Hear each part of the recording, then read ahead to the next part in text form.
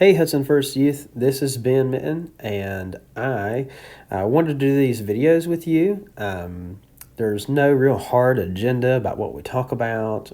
Just wanted to maybe answer some questions or go through some passages of Scripture to encourage you or to get you thinking about God in your day.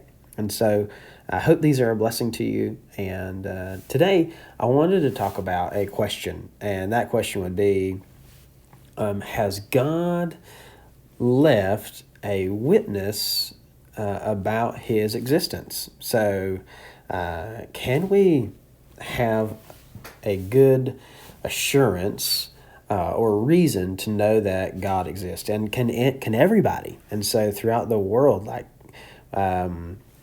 does a person who lives in a third world country or in the bush, can they know that God exists? And does the Bible say anything about that? And that's a question that a lot of people have. And so I wanted to address that with you in Scripture. And so this is Romans chapter 1. And I wanted to point out a couple things. One would be that in Romans chapter 1, starting in verse 18, it says, "For the wrath of God is revealed from heaven against all ungodliness and unrighteousness of men, who by their unrighteousness suppress the truth. For what can be known about God is plain to them." You see that? What can be known about God is plain to them, because God has shown it to them. Well, that's interesting. So how has he done this? It says, for his invisible attributes, namely, he's going to talk about what those are, his eternal power and his divine nature, it says, have been clearly perceived ever since the creation of the world. And so, since the creation of the world, it says that God's invisible attributes, his eternal power, and his divine nature have been clearly perceived since the creation of the world. And how has he done that? It says, in the things that have been made. And so through creation, when we look at the stars and the heavens, or we look at the trees, we look at the snow, we look at the mountains or the ocean, we can see and know that there is a creator. And the only way to deny that would be to suppress the truth.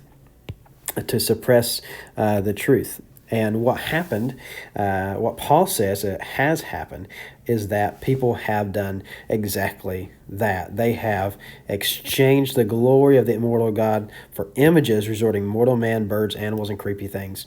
In other words, Paul has said that they have went to idolatry instead of the one true God.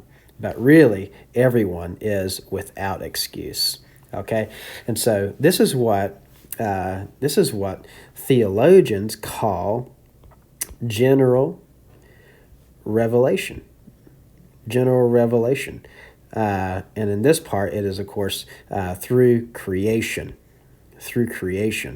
That's one way that people can know that God exists. The other way is here in Romans chapter 2. In Romans chapter 2, Paul writes that for when Gentiles, that's be non-Jews, those who haven't been given the law, the Mosaic law, who do not have the law, it says by nature, look at that, by nature do what the law requires, they are a law to themselves, even though they do not have the law. And they show the work of the law is written on their hearts. Okay? And so everyone, no matter Jew or Gentile, has a revelation of God. And this is another part of general revelation that theologians refer to as the moral law. The moral law.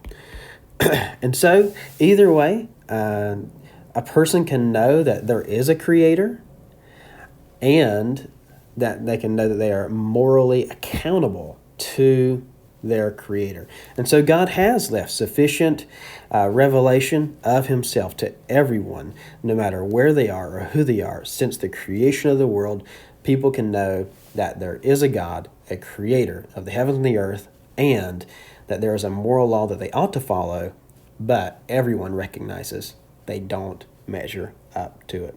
And so I just wanted to leave that with you, get you thinking for today.